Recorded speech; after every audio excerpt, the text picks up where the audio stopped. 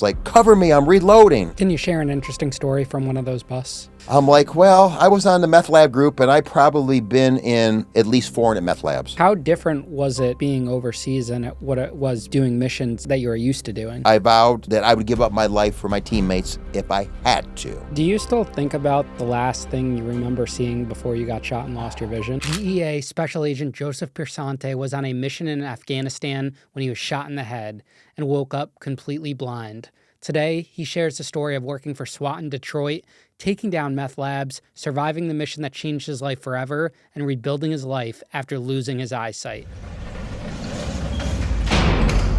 Joe, welcome to Locked In. Thanks so much for making the trip out here to be with us today. It was my pleasure. And glad Matt's been able to provide the best hospitality we could offer around here. It's been grade A service the whole time so far. Have you been to Connecticut before? No, this is my first time. Okay. Well, hopefully it's a memorable experience. Where did you grow up, Joe? Grew up in Detroit, Michigan. What was your upbringing like? I grew up in a pretty close family. It's my mother, father, sister, and myself.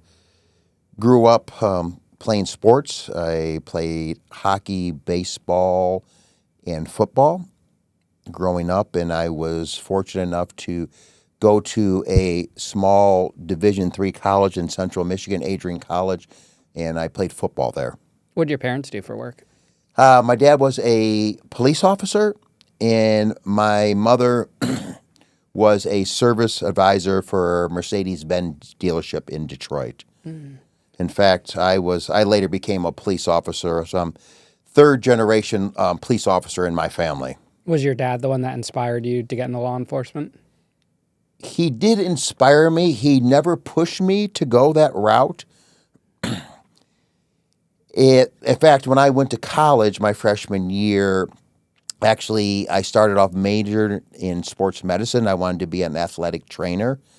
But then going through that first year in college, I always grew up playing like team sports and stuff, and I really like the lessons sports teach you.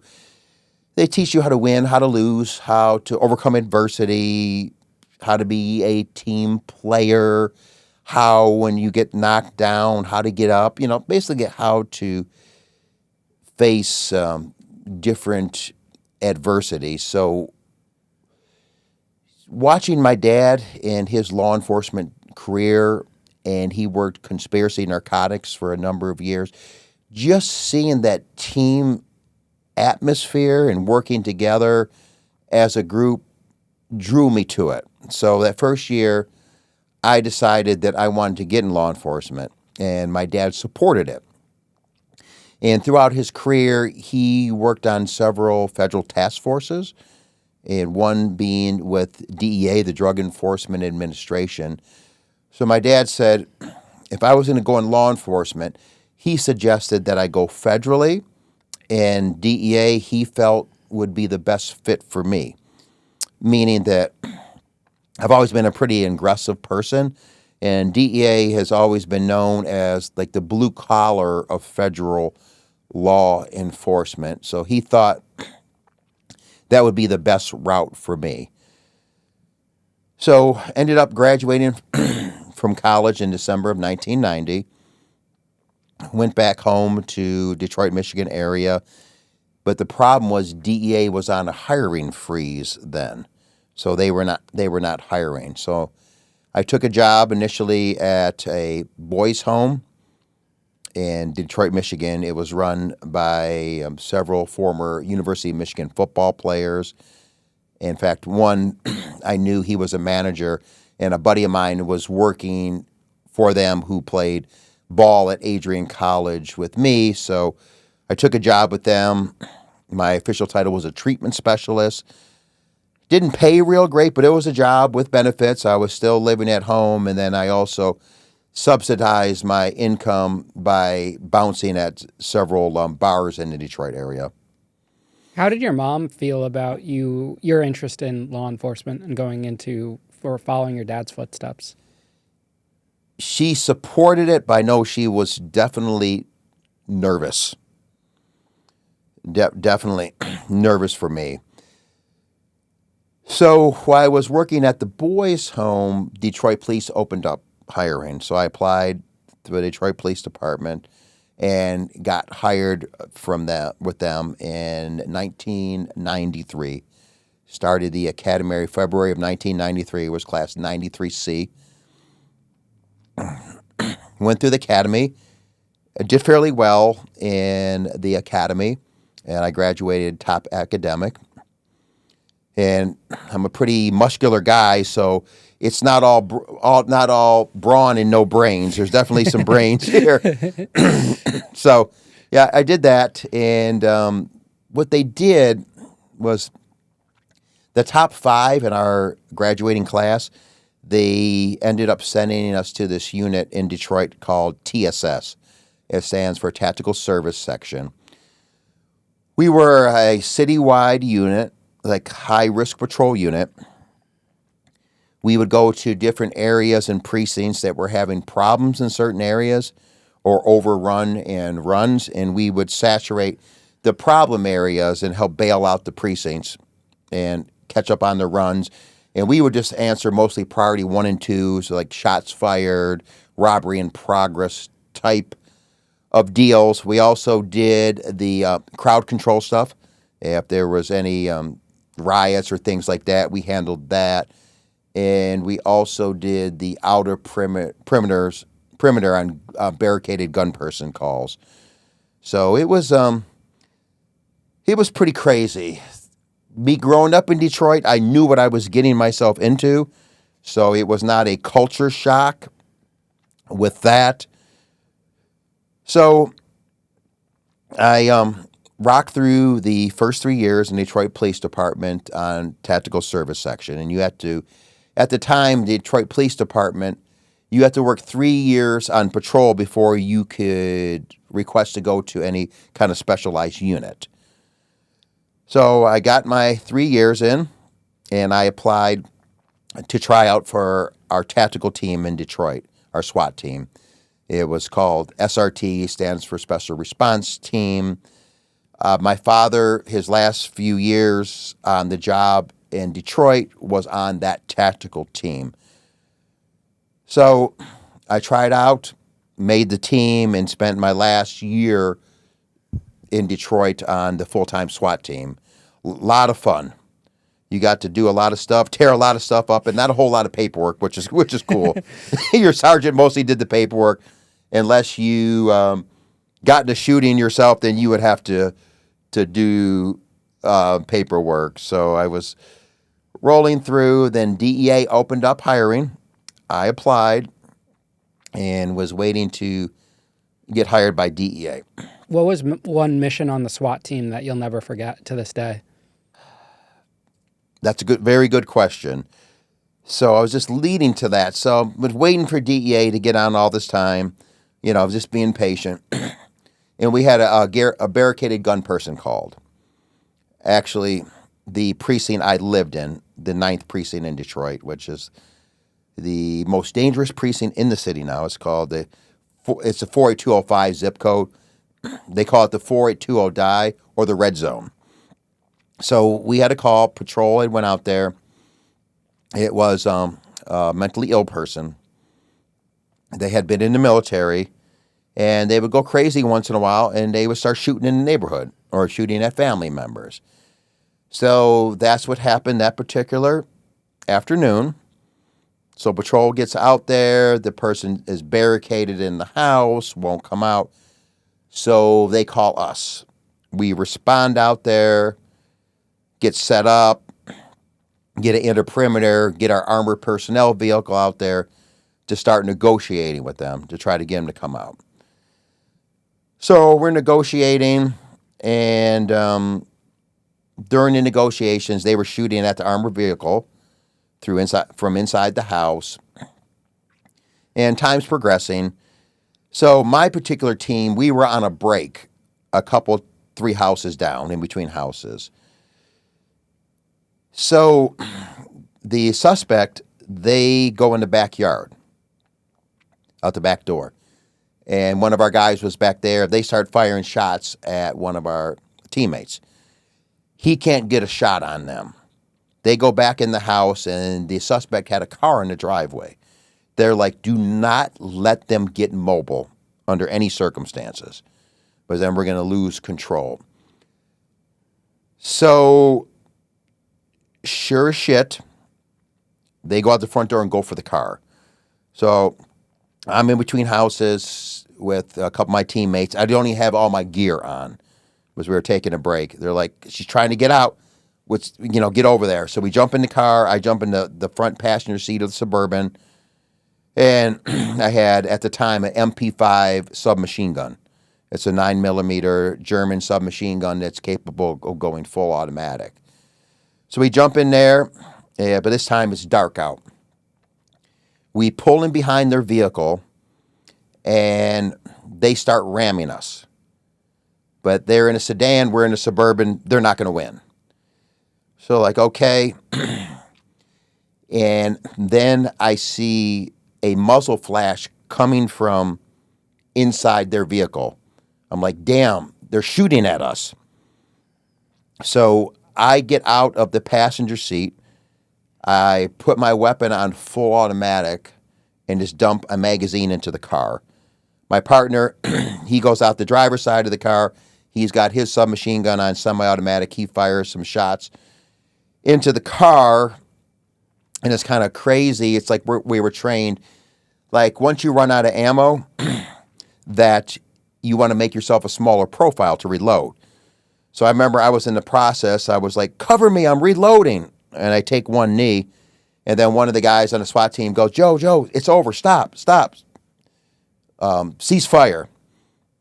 So we ended up killing the individual in the vehicle, and I'm like, I spent all this time waiting to get on DEA. It's going to be all screwed up, because it was 3 months before I was going to get ready to go to the academy with DEA, but it was a good shoot, and everything ended up working out, and I ended up later heading to the DEA Academy in June of 1997. This episode is brought to you by Prize Picks. You and I make decisions every day, but on Prize Picks, being right can get you paid. Don't miss any of the excitement this season on Prize Picks, where it's good to be right.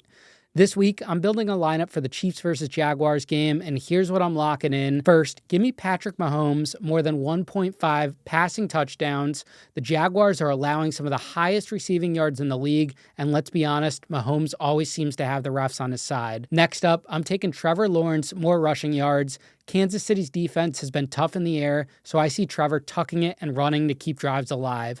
And of course, I'm adding Travis Kelce for an anytime touchdown. He hasn't had the best season so far, but this feels like the game he finally finds the end zone. Prize Picks is simple to play. Just pick more or less on 2 to 6 player stat projections. If you get them right, you can win up to 2,000 times your money. Plus, Prize Picks invented the flex play, which means you could still cash out even if one of your picks doesn't hit. And the best part, Prize Picks is available in more than 40 states, including California, Texas, Florida, and Georgia, and all withdrawals are fast, safe, and secure. You could cash out quickly with Venmo, Apple Pay, MasterCard, and more. So you get paid just as fast as you win. Download the app today and use code Ian Bick to get $50 in lineups after you play your first $5 lineup. That's code Ian Bick to get $50 in lineups after you play your first $5 lineup. Prize Picks, it's good to be right. Do you think there was less hesitation back then to make those type of inaction decisions than there is kind of in today's world? Yes, I would agree with that.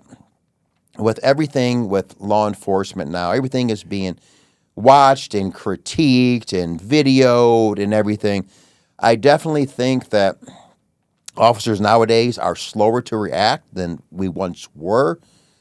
But that's also a very dangerous game, because being slow to react may cost you your life. And in a situation like that back then, there's not a ton of scrutiny and paperwork and whatnot afterwards.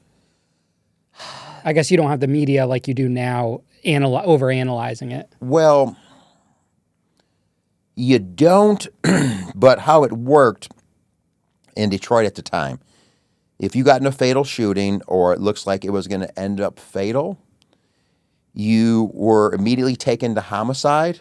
Of course, you have to surrender your weapon you used. And then you have your union lawyer come down and your union rep, and you have to write a report on what happened right then and there. Now, times have changed a little bit, and we realize that you remember things after the fact, a couple days later, that you didn't recall originally. So sometimes it makes the person look like a liar. Said, you originally said this on the report, but why did you change your thing? Well, I didn't remember that till after. So like DEA, we had a policy. You didn't have to make a statement or report for several days after the shooting. So you have a couple sleep cycles to sit there and, more things came back to you. Remember what actually happened. So of course you go through the shooting, they take your weapon, they put you on light duty. You have to go see a psychiatrist. They do an investigation. You have to sit through a shooting review board. And it was, even though I knew it was a good shoot, it was pretty stressful. And that's actually the first fatal shooting that I ever had gotten into. And you have such you get fight or flight responses with all the chemicals in your body dumping into. And I tell you what, it had such an adrenaline dump from the life and death situation. I couldn't even sleep for 3 days. All right, so tell us about joining the DEA. So, like I said, I got hired on DEA of June of 1997, went to the DEA Academy in Quantico, Virginia. Basically, we are on the Quantico military base. When I went through, we used all the FBI facilities.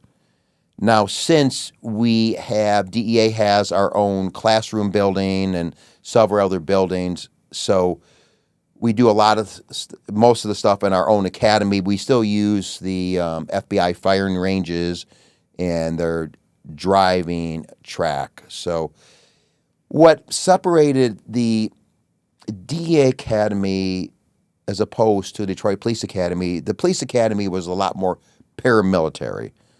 You had to have, your shoes spit shine. You have to have, you have to iron military creases in your uniform.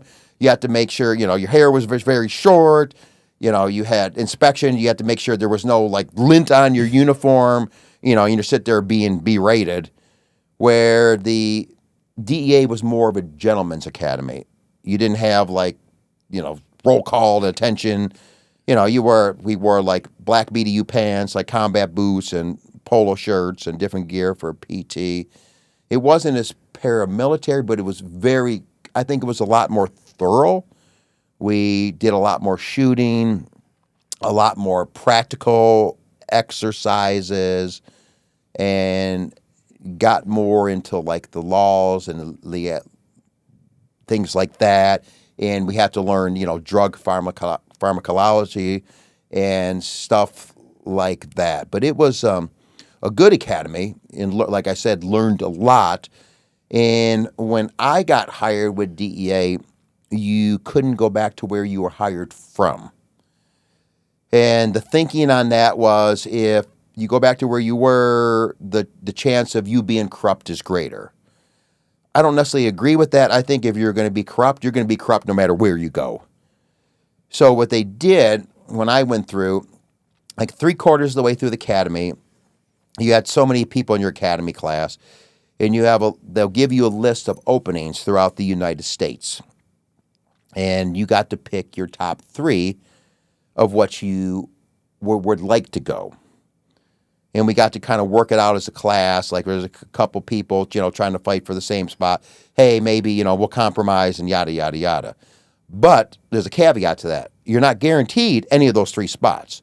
Say you are a Spanish speaker and there's a lot of border spots. Guess where you're going? You're probably going to the border.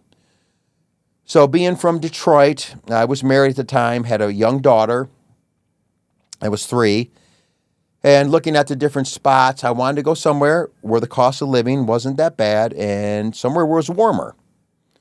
I did not want to go to New York City. And I did not want to go to California or LA. So we looked at the spots, and Phoenix, Arizona was one of the spots. Never been there. My ex-wife had a grandfather that went there seasonally. I had a grandmother that went there seasonally, and the cost of living wasn't too bad. So I put Phoenix, Arizona as my number one, and was very blessed and fortunate to end up getting it. Phoenix, Arizona is a pretty nice spot. Yeah, it's like, it was different in Detroit, meaning that it was a lot newer. So you didn't have all that like dirtiness in the streets and stuff like that. Everything's newer. And it was relatively inexpensive at the time. But the only bad thing, you deal with the heat in Arizona. Mm-hmm. So they say dry heat, but dry heat my ass when it's 120 degrees. You could basically cook an egg on the sidewalk. And I learned very quick that when it's that hot, if you're going to arrest somebody and prone them out on the sidewalk or street, they will get burned. Was it hard to uproot your family and move all the way to Arizona from Detroit? Because that's a kind of a big difference. It was tough, and the hardest thing is my ex-wife, she was married previous to me, and she had 2 small boys. When we got together, they were 1 and 2, and leaving her boys was very, very difficult. And it was tough. Lucky the government, as far as moving itself, the government, they pay a company to box all your stuff up and move all your stuff out there, and they'll ship a vehicle for you and stuff. So, but the toughest thing, I think, was my ex leaving her boys, and then me also leaving my family. Because pretty much all my family was in the Metro Detroit area, and then my parents were real close to my daughter, my daughter being away from them. Was your dad proud of you for getting into the DEA? He was very proud.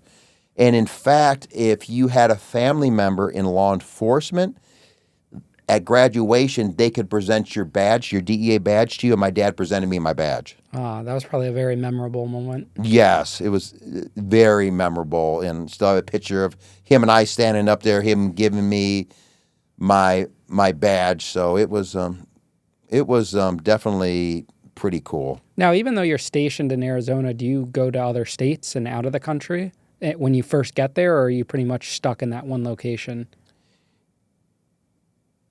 If a case leads either to another state or overseas, they'll take you there. But for me, I show up at Phoenix, and they're like, Joe, you're going to the clandestine laboratory task force group, and you're going to do nothing but meth labs. No, I never saw meth in my life in Detroit. At the time, and even now, it's not a real big inner city drug. And they're like, you're going back to the academy to go to Klan Lab School. I'm like, great, I just left that damn place, that forsaken place, and I got to go back? Wait, they send you all the way back to Quantico? Yes. After you just moved your wife and kids out Yes. there? Wow, that's terrible. I know. Tell me about back to the academy where I just got out of, But you learn, it's a pretty good school, but they actually teach you, and you actually have to make meth in the lab there. And that is so you know all the different processes and everything. So when you testify in court, you can testify to the different, the different steps and stuff. And when I meet people, even when I was on the job and now that I'm retired, I retired in December of 19, and I tell them I was a DEA agent, they're like, I watched that show Breaking Bad. I'm like, well, I was on the meth lab group, and I probably been in, I would say in a conservative level, at least 400 meth labs. What is an interesting fact about a meth lab that you think that the average person doesn't know? The problem is these meth labs here, this meth is not being cooked by trained chemists.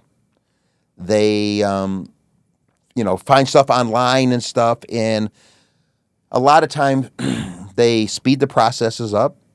Well, they'll put things on an open flame, which causes problems because but some of the ingredients to make meth is flammable. So that causes flash fires. Also, they know that sometimes in law enforcement, we go through trash in people's houses. So they'll save all their meth lab trash and they'll put it all together.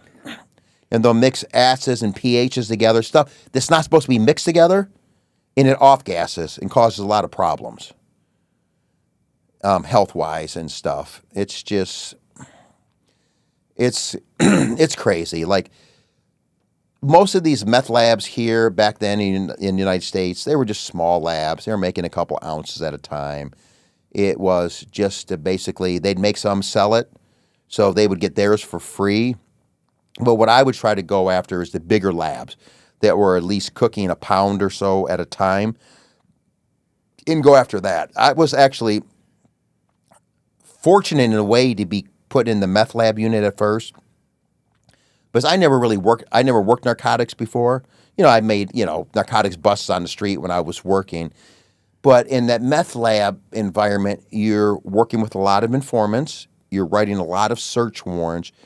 You're learning the basics out of basic narcotics investigation. So I learned how to do it from the basic level. And me being a local police officer beforehand, we had a group with, state and locals in it. I didn't have this attitude like, I'm the big bad Fed. You're just a lowly local law enforcement officer and you're stupid. No, that's not how it works.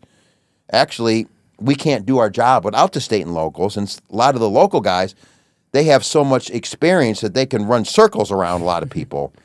So I didn't have that attitude, and I got brought into the wing, under the wing of some of the older guys that were local officers, and they kind of, showed me the ropes. What do you think is the strangest location you've encountered for a meth lab? Hell, they've been in cars, and which is kind of crazy. Like in Phoenix, Arizona, they have a lot of nice resorts, like in Scottsdale and stuff. They cook meth in those rooms. A lot of the hotel motels on the side of the freeways, they cook them in there. They cook it out in the desert. It's crazy. And the problem when you're cooking meth in a residence or hotel room, wherever it is, all that stuff from cooking the meth will off gas into the air and get into the carpet, get into the walls.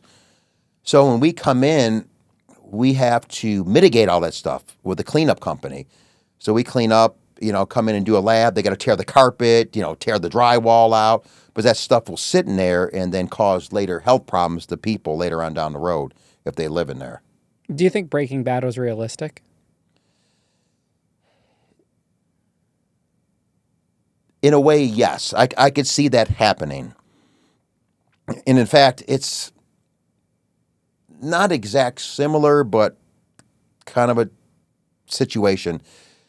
We, up in northern Arizona, there's a Northern Arizona University. And there was a group of students there that was making MDMA ecstasy. And they were actually using the chemistry lab there to do it and to help facilitate buying some of the chemicals and equipment to manufacture it. And we ended up going up there and actually busting those kids. How they were young, like 18, 19? Yeah, college students, yes. Were they making really good money? Or it didn't kick off that fast? They were, I would say, making decent money. But then again, you're a college kid with not much sense. You pretty much you're blowing the money as soon as you're making it. Type of deal. But yeah, it was pretty crazy. How dangerous is it to do these search warrants on meth labs, especially while they're in the middle of a cook? It is very dangerous because there's when cooking meth you produces phosphine and phosphine gas, which could be deadly to you. And there's been times where we've gone in there, and as they're cooking, they'll bust the flask what they're making. Just think they'll get rid of everything, but you're not going to. So when we go in, because a lot of times we don't know what the environment's going to be in the residence, what the oxygen level is going to be and stuff. So on an air of caution, when we do a raid or warrant on it, if we do it ourselves or use a local tactical team, they're all trained in doing meth lab warrants or raids. So we would go in under full SCBA, self-contained breathing apparatus, is kind of those big tanks the fire departments use. So at least you're getting clean air when you go in. Then once you get in secure, you get hazmat in there. They'll do samples in the air, and then you can downgrade to other protective equipment. But The problem with those big tanks and stuff, it's bulky. It's hard to move. And they are smaller tactical tanks that we would use that were a lot smaller in the back, but your oxygen time is limited with those smaller tanks. Do you think you guys were making a big dent in what was going on with drugs at the time, especially in that area? Or does it never end? Like you bust one lab and another one pops up? Honestly, we were doing a pretty good job, but you bust one, another pops up. It's like playing whack-a-mole.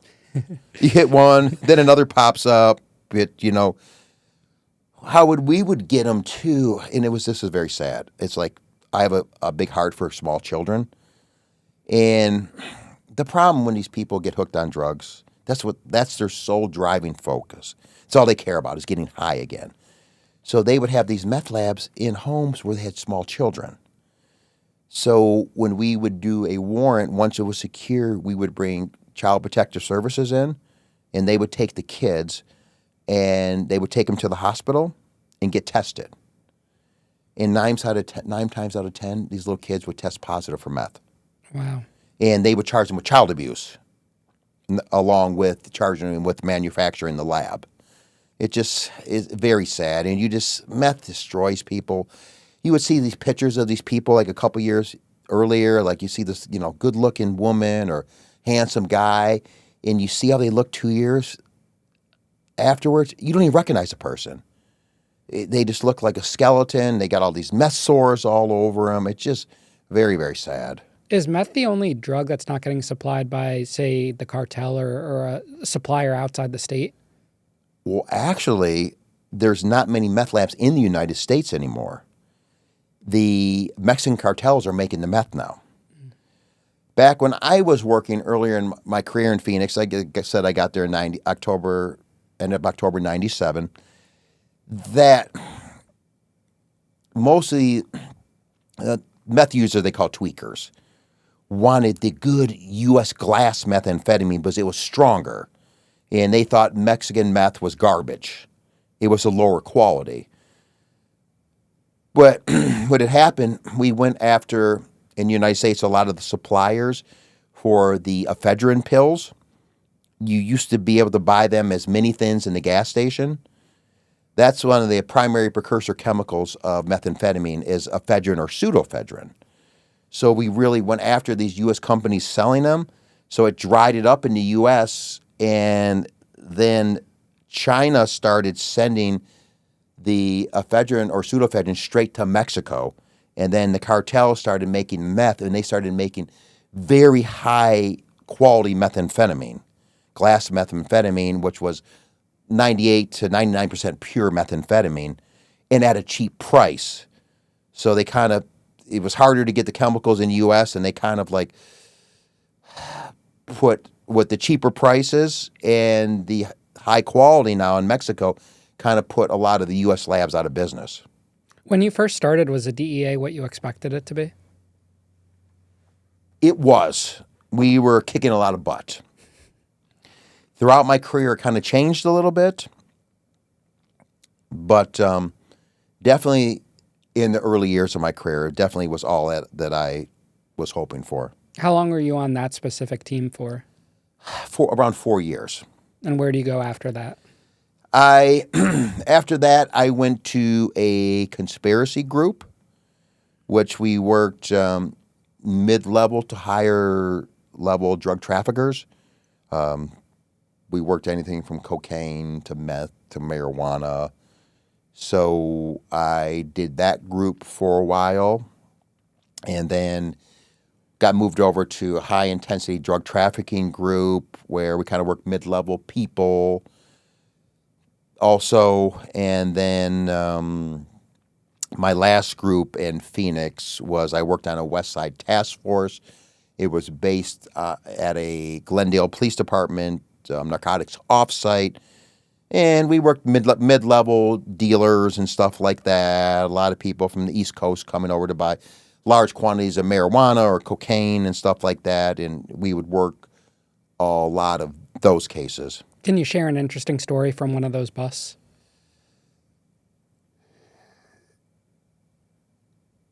Yes.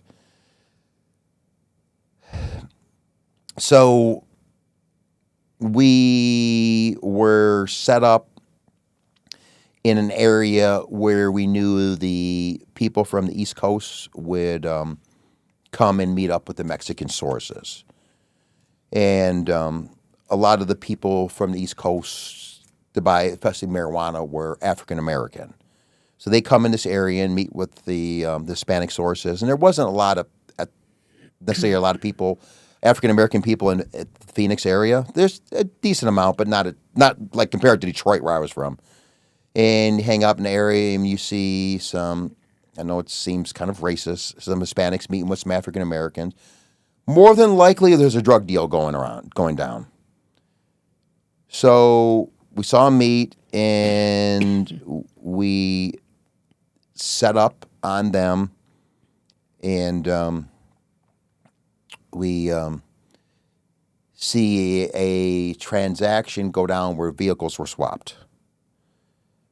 So, okay, hey, we got something here. So we're following this vehicle, and then I had the primary eye on the vehicle. I was behind it. And it dumps into a neighborhood. I don't want to go in that neighborhood immediately as soon as it goes in, because they're going to know they're being followed. So I give it some time, and then I go down the street, and I'm like, damn it, I don't see the car. Then I'm driving down the street trying to pay attention to the houses, and one of the houses on my left, I see a garage door. It was going down. It was almost completely down, but I couldn't see into the garage. So I'm like, that's got to be the house. So I set up on it, and then in our group, I was the acting supervisor of the group that day, because our group supervisor was off or on vacation. So in the group, we had one of our agents, Kim. She was an African-American lady. So we have her use her a lot of times, like if we weren't sure of the house, we'd have her go. I called her on the phone. I said, Kim, I think this is the house. Gave her the address. I want you to go knock on the door and say you're looking for your lost dog.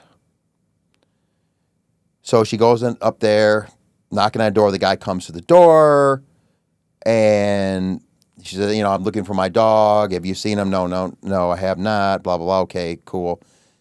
So she gets a strong order of marijuana from the house. Like, oh, we got it.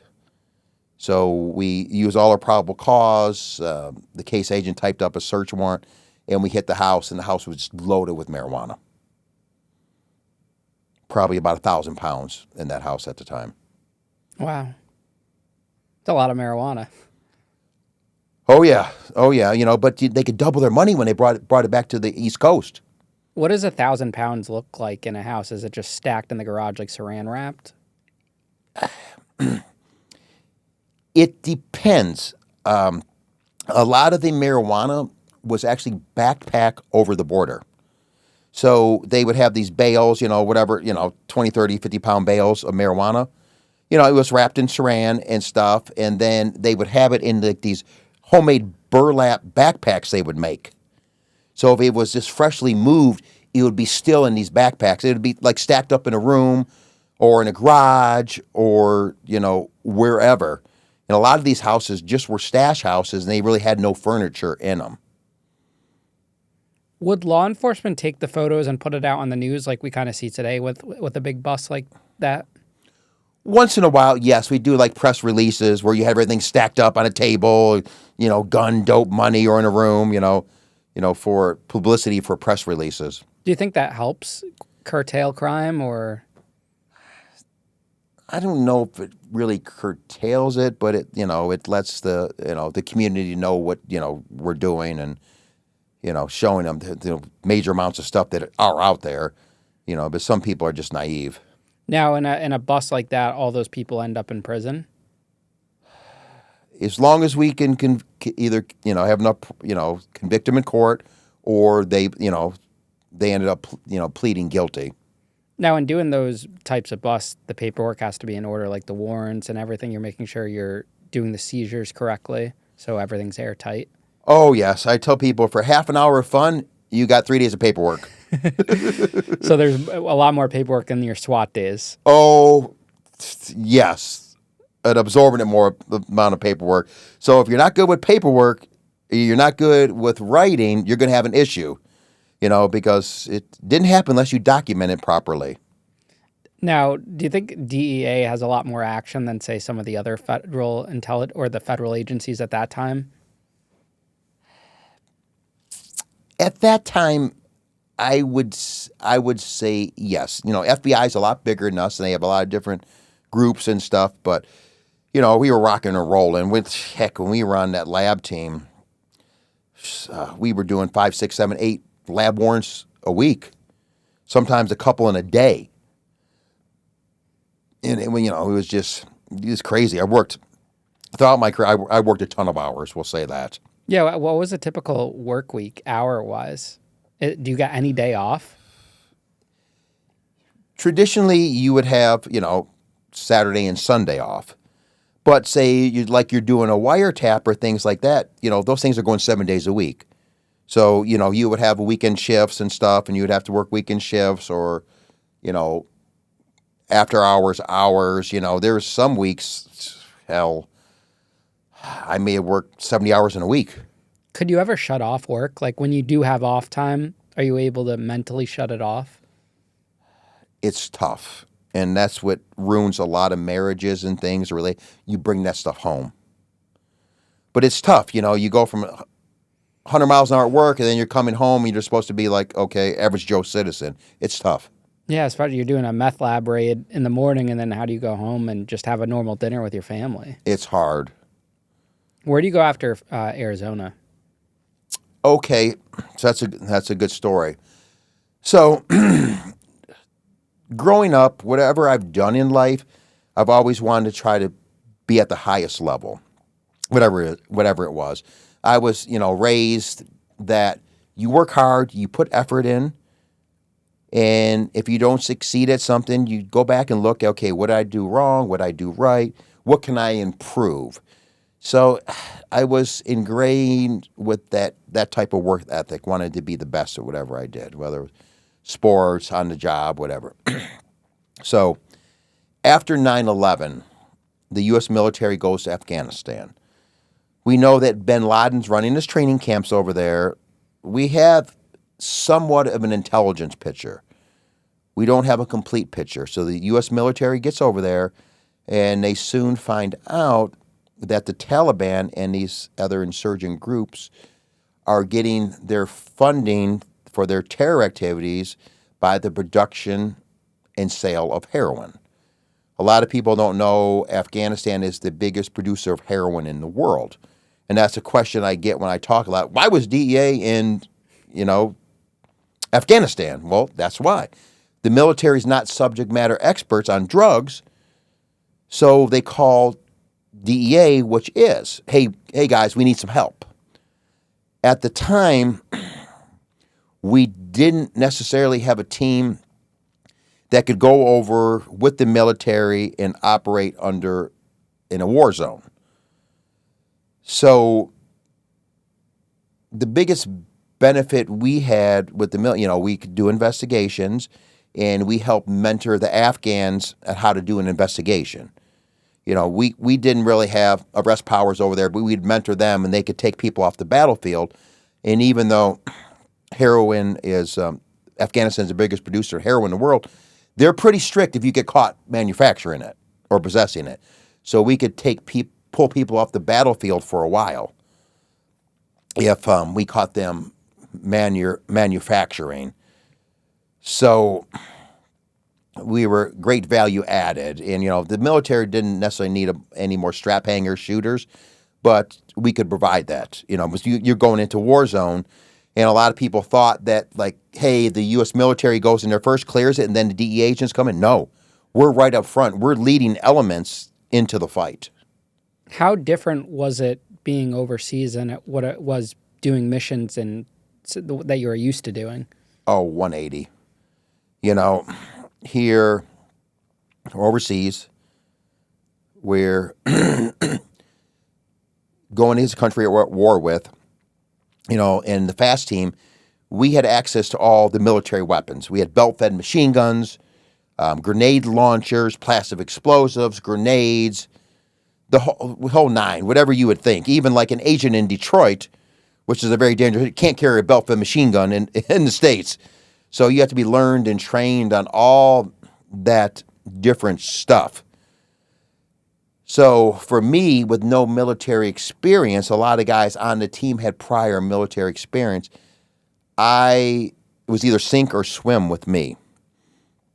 So I definitely had to learn, definitely on the fly. And just to tell you like how tough selection is, I think when we started our selection, we started with mid-30s of people, I think like 35 or 36.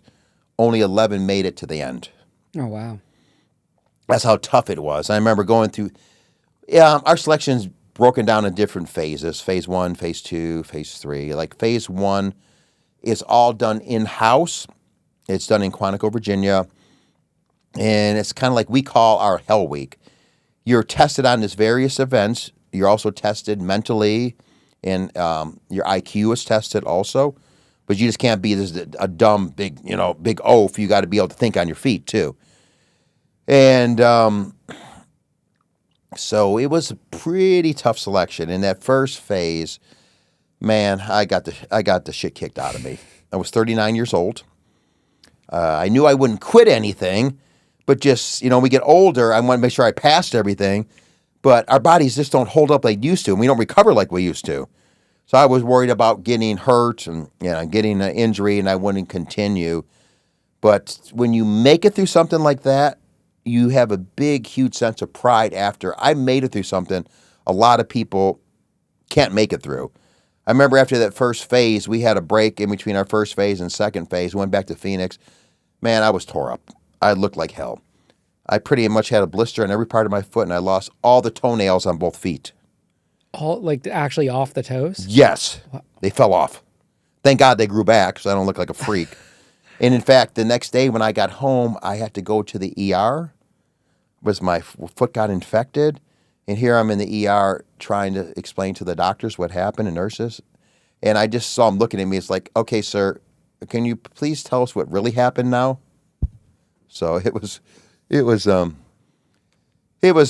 of crazy. So I made it through that. And then the second and third phase is part of it's done in-house with current FAST team members. And then the next phase is a training phase where you learn all the whiz-bang military stuff and the tactics, techniques, and procedures and how to use the military weapons. And it's usually done either by the ODA Green Berets or the Navy SEALs. And the Navy SEALs did ours. We reported to Little Creek, Virginia, and we were trained by the Navy SEAL Tradet, which is like their training group. And we did some training with SEAL Team 2 and 10 over there. So you really got to learn all that stuff. So it was by choice to go to Afghanistan and join these teams? Yes, it's a total volunteer thing. And going through selection, they let you know exactly what you're getting involved in. And they'll tell you it's not for everybody. And if this is not for you, it doesn't mean you're a bad agent or this and that. It's just not for everybody. So they wanted to tell you what you were getting into because they didn't want to waste a spot if it's not something that you really wanted to do or be in. Why did you want to do this? Why did you want to go down this path? I think after 9/11, everybody was pissed off at what happened. I felt a calling to serve, even though I was already serving. I was already a DEA agent. As I felt if I had the chance to represent my country and get, I guess some payback for what happened, or, get some of the people responsible, I'd jump on it. So with the opportunity with the FAST team presented itself, I took advantage of that. Was it hard to leave your family? It was tough because the deployments to Afghanistan, and we had a team there all year long, and teams would rotate in and out. You were there for approximately 120 days, give or take some days. So, approximately 4 months you're gone from your family. It's tough. Being away, and I would say thank God at the time for Skype. Different bases I would at, we had good internet, so you can communicate with your family back home on a video chat. Was your first deployment what you expected it to be? I would say yes and more. So I did my first deployment in March of 2010. Now, excuse me, a lot of people don't realize that Afghanistan, they have winter months and they have seasons in, especially in the mountains and higher elevations. Afghanistan gets snow and it's pretty bad. So there's what's called a fighting season and a growing season for the poppy, the poppy which is used to get the opium from. You know, it's one of the primary ingredients of heroin where they grow that. That's the early spring and early winter months. So that's when most of the crazy activity is going on. So my very first turn, I was getting thrown right into the mix of fighting season. So we get there, and every time we go there, things change. The different units we work with, you know, some are not available, so we work with different units. So that tour, we got kind of broken up, the FAST team, and me and one of my good buddies, Travis Brooks, on the team were sent to go work with an ODA Green Beret team. We were stationed at Kandahar Airfield in Afghanistan, and the Kandahar Panjwai area, that's the birthplace of the Taliban. So you have a lot of insurgent activity. It's also an area where they manufacture a lot of heroin. So we're, Travis and myself, we're living with the Green Berets in their compounds, and we're going out, and basically we were doing what they call in the military movement to contact. Basically, we were going to pick a fight. We'd go to an area where they had, you know, drug production activities, and we'd go pick a fight. We'd stay in anywhere from 28 to 72 hours, and we'd see what they got, see, you know, if we had any labs to dismantle, this and that, and then the conventional forces would come in after us. So we were getting a lot of fights, you could say. And my 2 tours in Afghanistan, I was probably on total of like around 20 missions or so. And there's only 5 times that I did not have to fire my weapon. Because these labs are well behind enemy lines, and that's their money. So you take their financials away, they're going to fight like hell to hold on to them.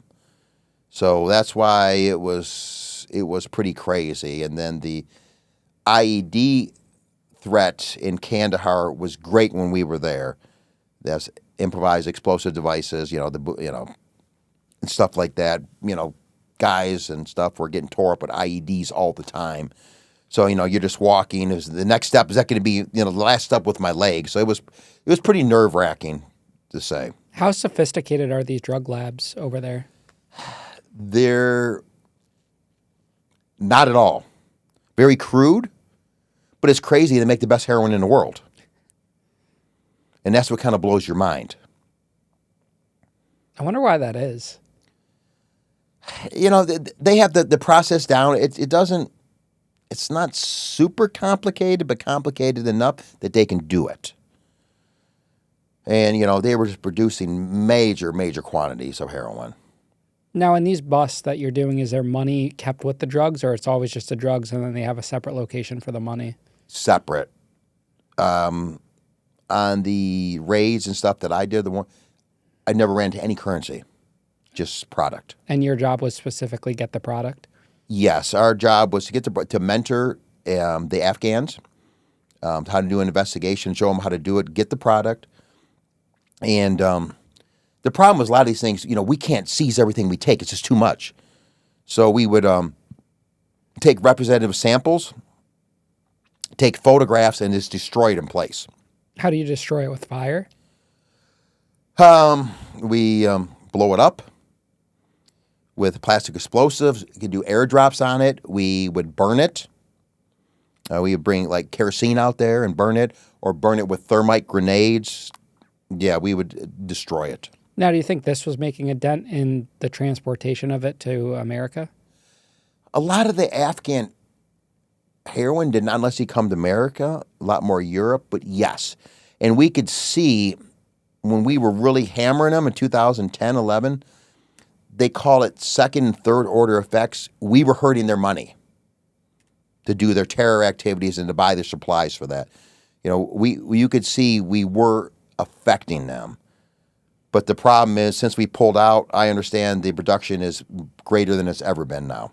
And that source comes to the U.S. now, too? Some of that, I believe, does, yes. Now, if you didn't deploy till 2010, was all those years prior spent training after 9/11? We didn't even start the FAST teams till like a handful of years after 9/11, by the time we got it up and going. I didn't even try out for the FAST team until February of 2009. Ah, okay. So once you actually tried out, it was only about a year process, give or take? Yes. I went to training in February of 09, and then I got selected for FAST October of 09. Now, the DEA agents that were on this team, were you guys on the older side compared to the military members? Some were and some weren't. I remember I'd be over in Afghanistan. So my first tour in Afghanistan, I was 40 years old, and I got shot when I was 41, like working with some of these special ops guys. They're like, how old are you? Oh, 40, 41. Okay, grandpa. I said, I got your grandpa for you. Were the SEALs used to being older, like in their late 30s, early 40s? The SEALs tended to be younger. Oh, okay. Because you could go, they had a deal that if you got in your contract, that you could go to BUDS, Basic Underwater Demolition School, which is the SEAL selection, pretty much after boot camp. So you did have some older SEALs in, and like I said, we did quite a bit of training with them. And like you'd look at, some of the guys, that's what I think is a SEAL. Then other guys, you would look at, it's like you would never suspect. Some guys were a little on the heavier side and stuff, but looks can be deceiving. Those guys could rock and roll in PT like nobody's business. Where the Green Berets usually tended to be older. Most of them were sergeants in the Army already and had been in the Army for a while. So they tended to be a little more older and mature. And then the Marine Special Forces, the MARSOC and SOTs, tended to be older too, because you have to be in the Corps for a while before you could even try out for that. When you were working alongside the military guys, did it make you maybe think of why you didn't go the military route or have second thoughts about joining the DEA? It did, but like when I graduated college, we weren't at war. So I thought the best option for me to do stuff and different things was to join the police department and hopefully eventually get onto DEA. Did you enjoy the DEA more than the police department?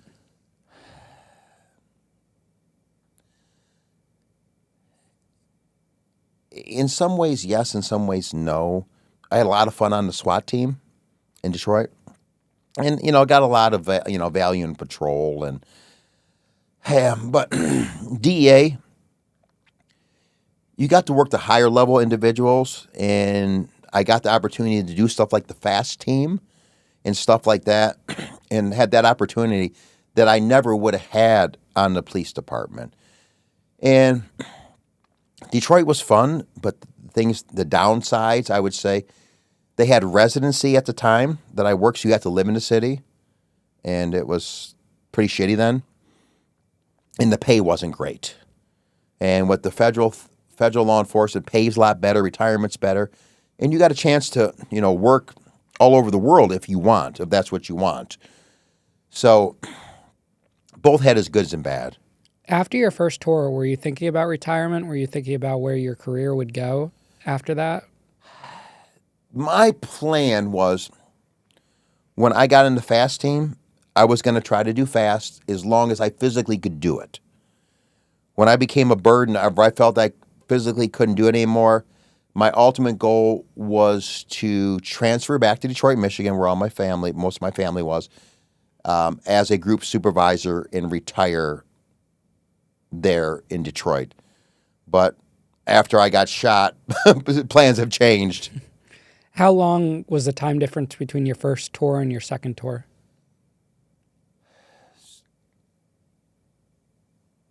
So I did that tour. It was March through mid-August of 2010.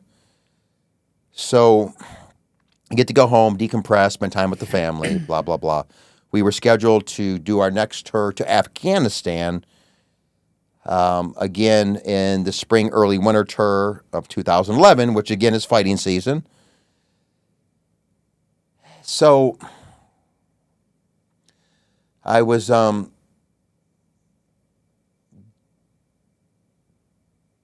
but okay, this I was losing my thought process for a minute. That we had 5 teams in FAST at the time: Alpha, Bravo, Charlie, Delta, and Echo. I was part of Delta team, and Delta was made up of some previous FAST team members with some new FAST team members. Our Echo team was going to be the Western Hemisphere team, like Central America and all that stuff. So they were short on individuals, and they were set to do a tour in Honduras in early spring of 2011, and they needed some volunteers to bolster their numbers to go over there. And I volunteered with another guy and our Delta team, Justin Vanderbilt, to go over to Honduras. And what we were doing over there was called Air Tracks of Interest, ATRs.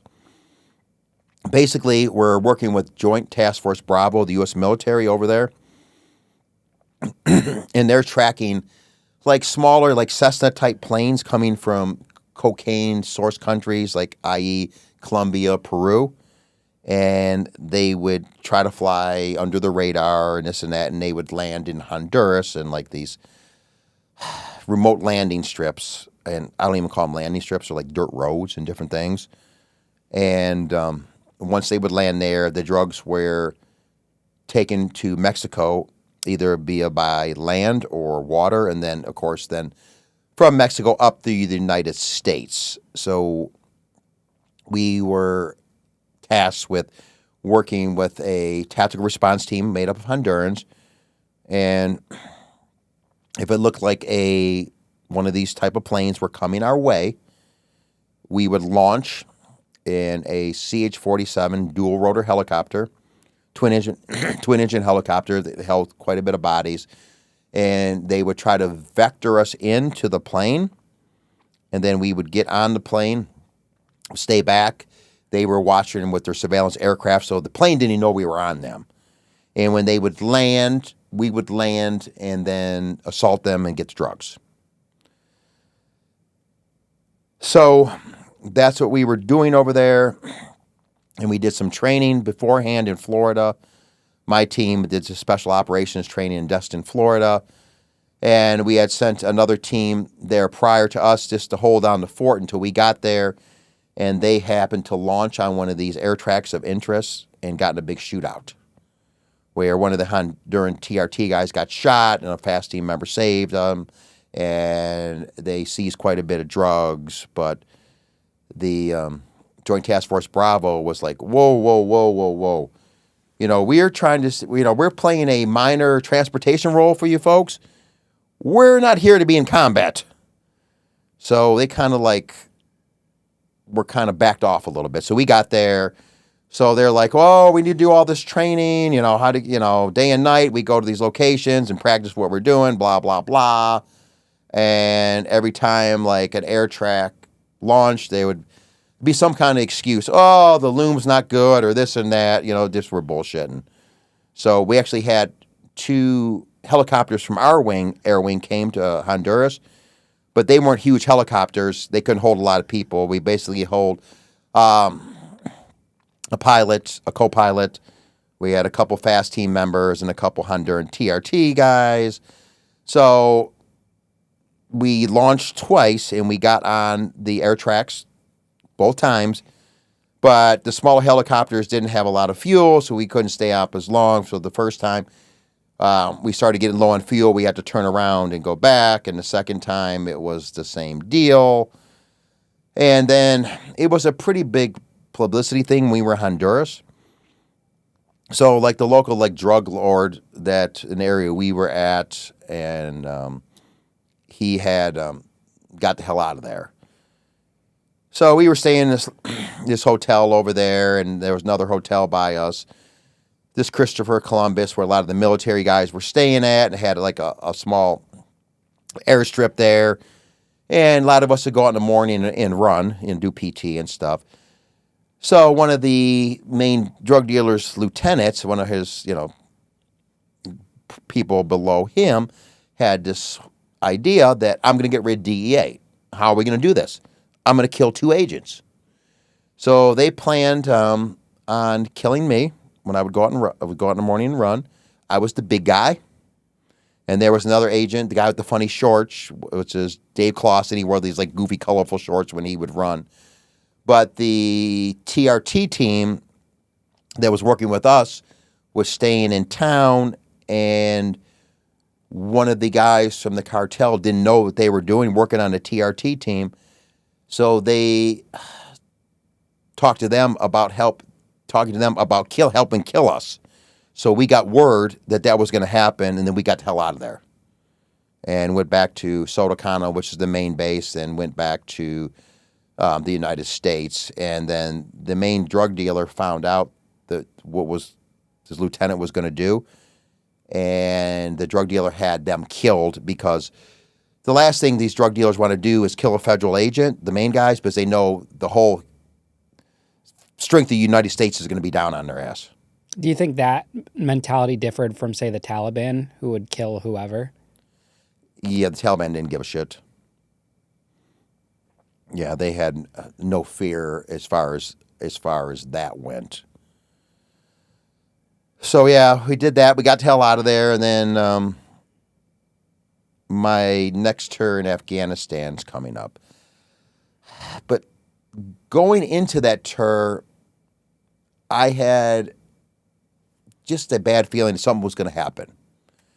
I didn't know if it was going to happen to me or one of my teammates. I just had a very bad feeling that something bad was going to happen. So, like I said, every time we go over there, things are different. Now, in 2011, a lot of the U.S. military was doing which was called these village stability programs, where they would go and live with the locals and try to get them to kind of come around to see our ways of living, our values, beliefs, teachings, blah, blah, blah. That's a whole nother discussion there. We could talk for days on that. Would it work? Would it not work? Kind of doubtful. So much is ingrained with the people over there and their Muslim religion and stuff. It would be a great challenge. So the U.S. military wasn't available to work with us. So the Australians, they volunteered. One of the Australian units called the Australian Commandos. They're a very capable special ops unit in Australia. I would kind of put them on par with our U.S. Army Rangers. But they were operating in the Helmand province, which is another province in Afghanistan, which great Taliban activity or insurgent activity, along with manufacturing heroin. We had a big Marine Corps base there called Camp Leatherneck. So we were working with them, and they were based out of a base called Ternkout in the Helmand province. And we had our FAST Team Bravo was there before we got there working with them. Now, in the Special Forces community, like with the U.S. teams, we had a good reputation. We had worked with them a lot. But in the communities, like if they don't know who you are, there's what I call a lot of private part measuring going on. What can you do? So I usually took a couple missions working with them, if we never worked before, to kind of feel us out, per se. Now, we're not special forces, per se, like U.S. military special forces, but we're the best DEA had to offer, in my opinion. So we could shoot, move, communicate pretty good, because we had to be able to do that. But we also brought that investigative piece. But with the Aussies, them working with our Bravo team beforehand, we didn't have to go through that. We hit the ground running. Actually, so much so, our second mission in Afghanistan, we had seized the biggest heroin lab to date in Afghanistan. It was just crazy. And the thing about Helmand, as opposed to Kandahar, we were going into areas of Helmand they weren't used to us being. So they did not have a lot of in-place IEDs set up, but still a lot of gunfights because, like I said earlier, that's their money, and they're going to hold on to it like crazy. You know, there's times over in Afghanistan, and people ask me, were you scared? Were you nervous? Hell yeah. You know, but that scared, nervous keeps you alive. There was times bullets were flying over my head, and bullets make noise when they're close to you. I'd be like, Joe, what the hell are you doing here? Are you out of your mind? But I tell people that it's like you being at an amusement park. You ride the biggest, baddest, meanest roller coaster. You're kind of scared when you're doing it. But then when you get off, you're like, when are we doing this again? So it was kind of, I'm kind of sick in the head anyway, so kind of adrenaline junkie. But so we're rocking through that tour, making some pretty good seizures. And then this Paik Bazaar pops up hot. Bazaars are like these outdoor flea markets in Afghanistan. They kind of look like storage facilities over here, kind of. There's mud huts with rolling garage doors, doors or the, gates where they chain shut and blah, blah, blah. They sell everything from sundry items, water, live, chickens, shampoos, things like that. But they also sell chemicals and equipment to manufacture heroin, IED bomb-making material, and small arms. So our Bravo team that was before us there, they hit this bazaar with the Aussies.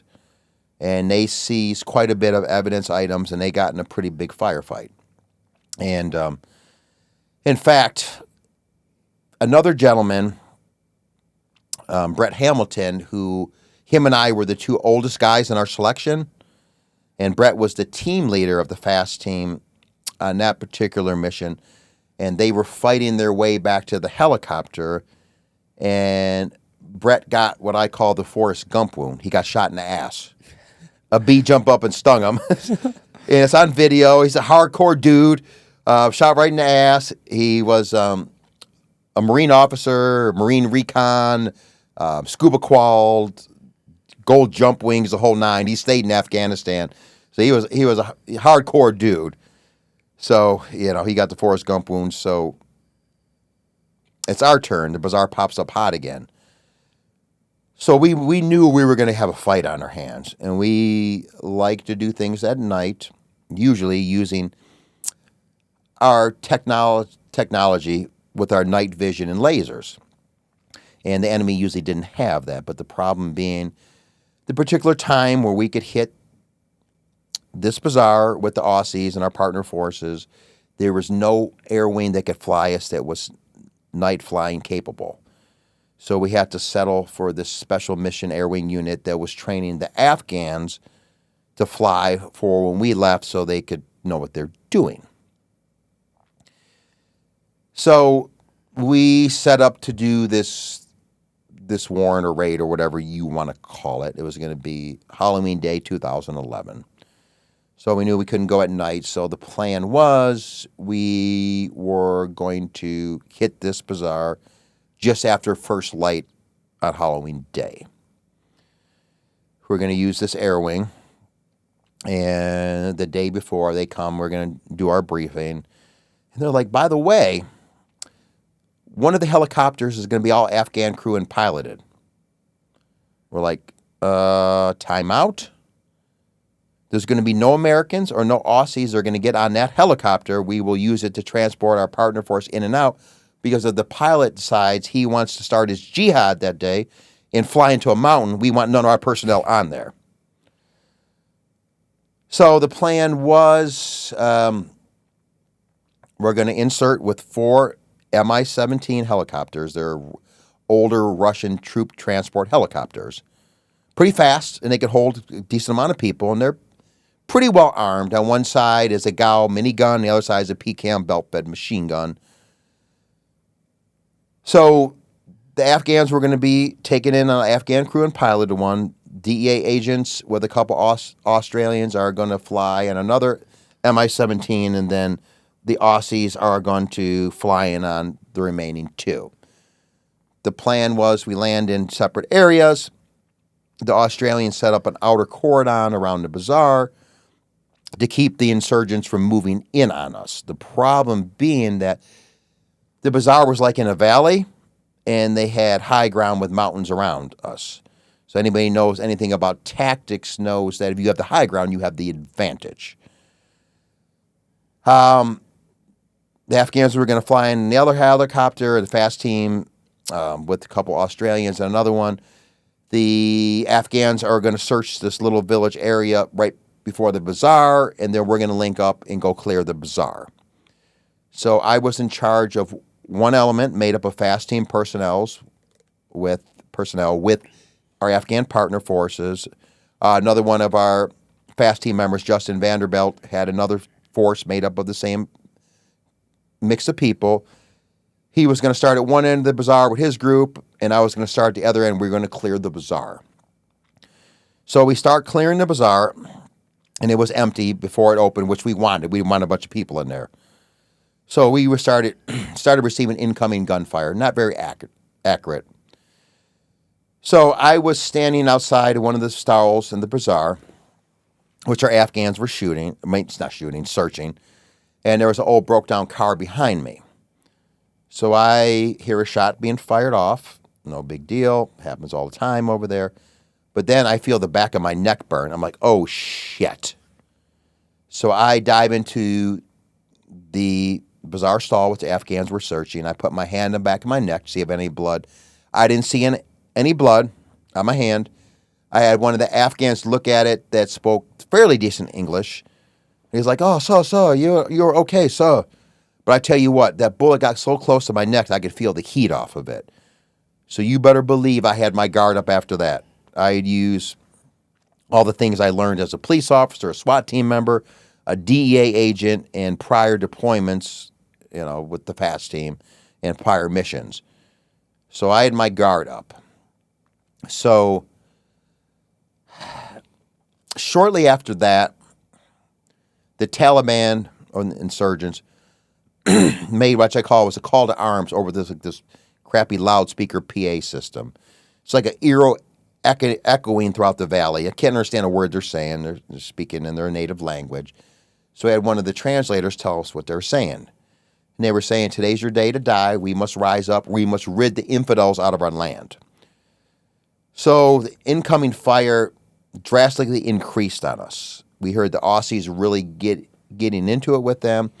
And we had the Marine Air Wing, the MAW, and helicopter gunships providing close air support for us. We heard them rocking and rolling and getting into it with them. So we were in the process, like I said earlier, we can't take all the stuff that we seize. So we are in the process of taking photographs, taking representative samples, and destroying the rest in place. So we're doing that. And we were going to hit another location after we hit this one. So we're starting to wrap up. So we call for our helicopters to come pick us up. And we only have to move about 400 meters to get to our pickup locations, which is not far. So we're moving out. Helicopters are inbound. But then we get bogged down in the gunfight. So much so that we can't get to our spots in time. So we have to wave the helicopters off, tell them just to hang out in the area, and we'll call you in once we're secure.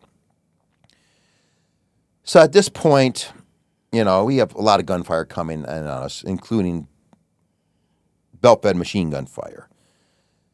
So I'm in my head, and I'm starting to freak out a little bit. Hey, we're going to die here. We're not going to be able to get out. The longer we wait, the longer the enemy has a time to amass in on us.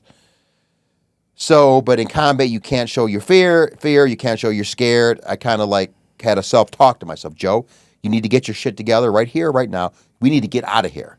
So you need to take your head out of your ass, and we need to function. So I got myself together, and we have to kind of leapfrog from building to building to get set up in our positions to get the hell out of there. So we set up at our respectable locations. 4 helicopters are inbound, 3 land. Guess which one doesn't land? The one taking you? The Afghan crew and piloted one. And talking to the pilots afterwards, they felt because of all the incoming fire and a brownout condition with the bigger helicopters coming in, it kicks up a bunch of dust and it's hard to see. And it's just the facts that their pilots aren't as skilled as ours. So we run out to our helicopter, and lo and behold, who's on ours? The Afghans. Instead of waiting for their helicopter, they just take off to the next one. It's not like Uber. You just can't take any one. You're supposed to get on yours. So we're arguing with them to get off the helicopter, and they're not moving. I don't blame them. I wouldn't want to go back into that hellhole. So instead of being in this open field and getting shot, we just tell them, okay, just take off. We'll catch the next bird. So we take cover in a ditch. FAST team members with 2 Afghans. 3 helicopters take off. So now all the incoming fire is focused on us.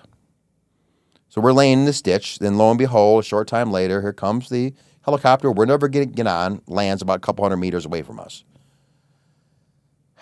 And I remember saying to myself, we can't stay here. This is our ride. We got to get the hell out.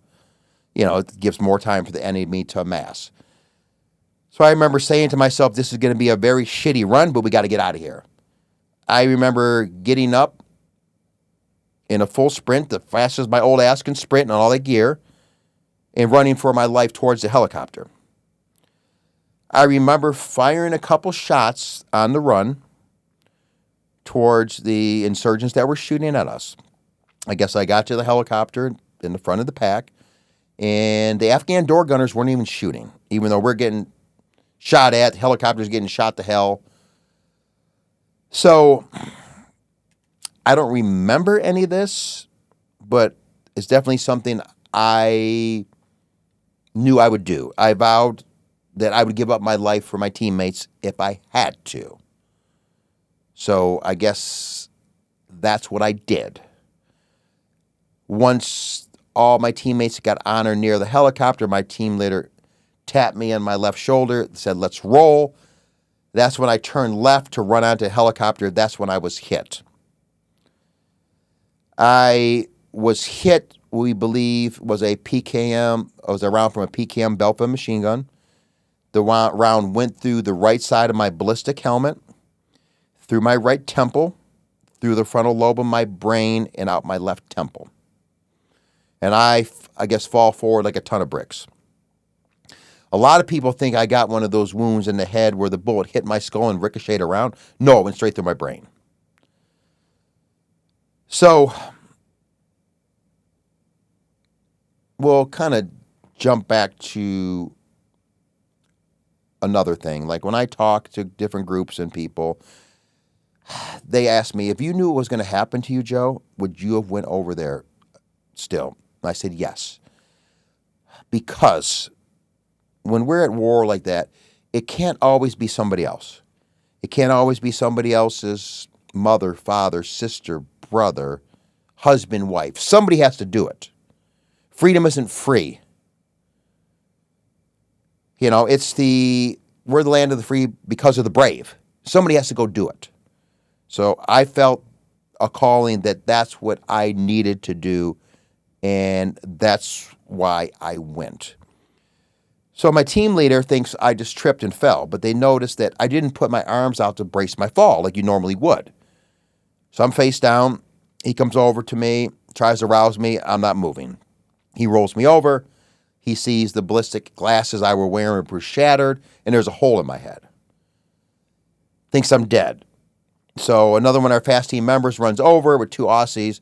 They grab my big ass and throw me on the helicopter. They think I'm dead.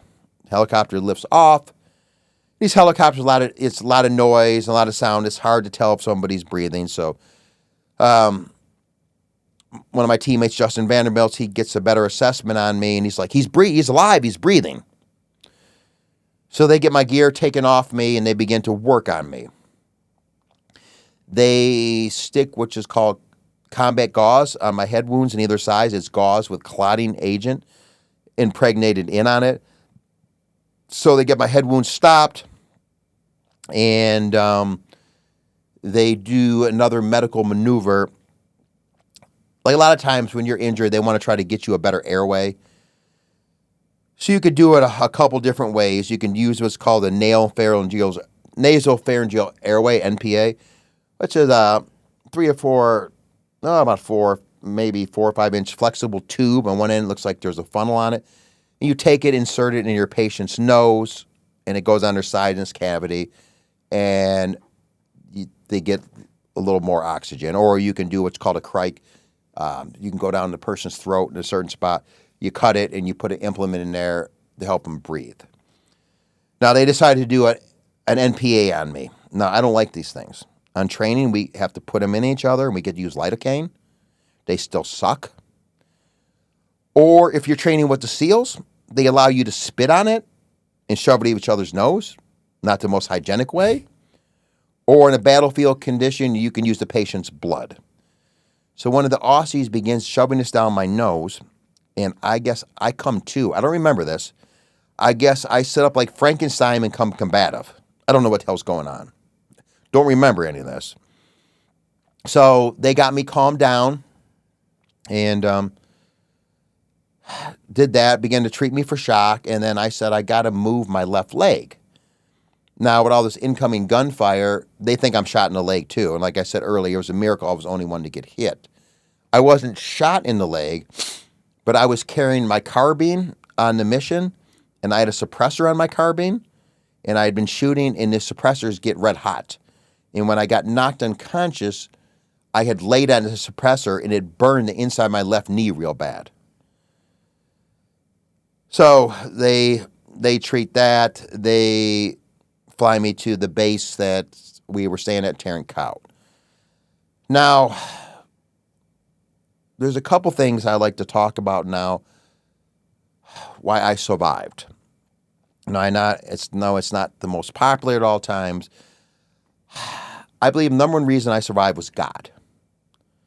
It wasn't my time to go.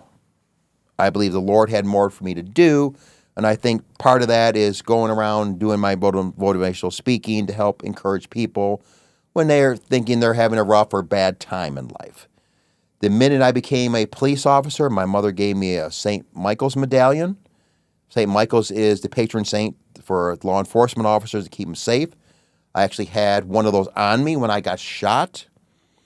Also, I would say the Psalm 91 prayer, and I had a copy of it on me when I got shot. It's the prayer for the Lord to protect soldiers going into battle. I also had one of my grandfather's dog tags from World War II on my person when I got shot. So, like I said, that was one of the big reasons the Lord had more for me to do. Another thing, I was in really good shape when I got shot. So when I talk to different law enforcement groups or military groups or whoever, it's very important in the kind of line of work that we have to try to stay in the best shape as you can, because it may save your life. I'm not saying you have to be an Olympic athlete, but just try to keep yourself in shape. Because talking to medical personnel, the better shape you're in, the greater chance of survival from a traumatic injury and a better recovery usually is. Also, mindset is a big part. You have to have that mindset. If I'm in a fight at work, I'm fighting for my life, or maybe I'm just at a civilian world driving and getting a car accident or fall off a ladder at home, that you got to have the mentality that you're in a fight or you get hurt, that I'm not going to lose this fight. I'm not going to die. I'm going to fight. I'm going to do whatever I can to get out of this fight. I'm going to scratch, claw, gouge, whatever the hell I got to do. I'm going to survive. You're not going to kill me. You're not going to beat me. I kind of call it like that winning mentality, that warrior's mindset, And also my teammates were really trained in battlefield medicine. And unfortunately, we had to use it a lot more than we wanted to in Afghanistan. So my teammates, once they found I was alive, they didn't panic. They just got to work on me. So they flew me to Tarrant Cout, which is the base we were staying at. The ambulance came out to meet me. Now, the ambulance thought that my team had me on a stretcher. We had stretchers, but they didn't. So they didn't bring a stretcher out to the ambulance. So I hear them arguing. So what does Joe do? I'm shot through the head. Joe stands up to walk off the helicopter, shot through the head. And I guess my teammates, I don't remember any of this, said, no, Joe, we got you, as they carried me to the ambulance, brought me to the medical facility there, did what they could do for me there, and then got a medevac helicopter to fly me to Kandahar Airfield, where they had a neurosurgeon and eye surgeon standing by to receive me. So I flew with one of my fast teammates there, and being it was Halloween Day, there wasn't a lot of activity going on as far as missions, so there wasn't a lot of casualties at the Roll 3 in Kandahar Airfield. And I guess talking to the medical staff afterwards, I'm still good friends with the neurosurgeon that worked on me. When they brought me in there, and at that point, they were actually doing CPR on me to keep me alive. So they have to obsess. I